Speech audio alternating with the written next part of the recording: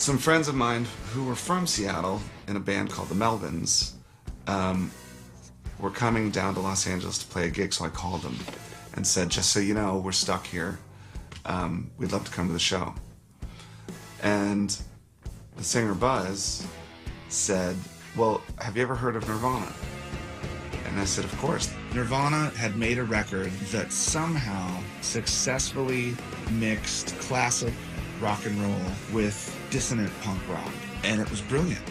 Buzz said, well, they're looking for a drummer, and they came to see you play a few weeks ago, and they said, if we could get a drummer like that, that's the drummer that we need. And I knew that if I were the drummer of this band, that it would be good.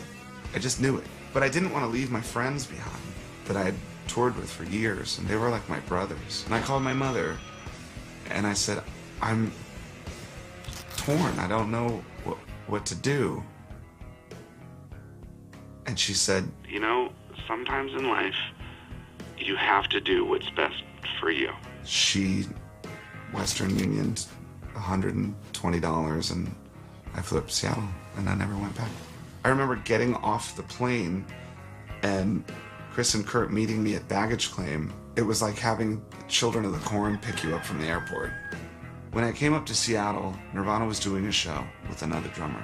I get there to this Nirvana show, there's about 1,200 people, and maybe 15 of them looked like they were punk rockers.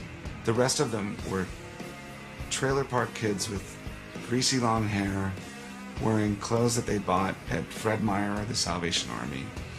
They were flannels, and I still dress like kids that I saw at that gig that night.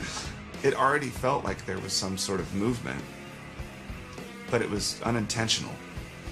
And these people just gathered or were drawn to this thing because it just sounded like they felt. And the energy was different than anything I'd ever seen.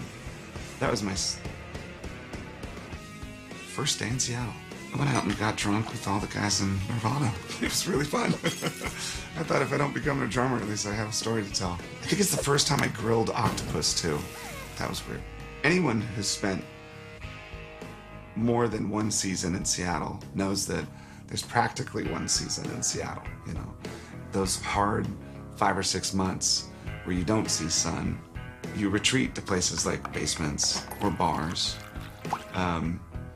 And in that, you develop these little communities. I'd talk to friends at home, and they'd say, what'd you do last night? Oh, I went and I shot pool with a guy from Alice in Chains, a dude from Pearl Jam, a guy from Soundgarden, and someone from Mudhoney. It's a big city with a little town vibe, small town vibe. Months went by where I didn't see the sun. It's really early in the morning. I think it's about 8:30 or something, or 9. And I haven't been asleep yet. Kurt and I wouldn't go to sleep until 9 o'clock in the morning as the sun was coming up. And we'd wake up at 4 in the afternoon as it was going down.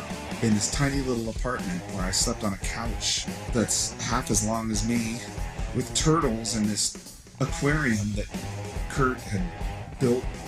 I'm happy that I got to experience those few years in Seattle where the city just exploded. The experiences that I had at that age, which is a really impressionable age, shaped so much about the person that I am now. I was living with my buddy Barrett in this room in the back of the house, knowing that I could have bought every house on the street, but I didn't want it to change, you know? I was in a band with the greatest songwriter of our generation, and all I had to do was play the drums like it was the last day of my life. So I did. Every time. I had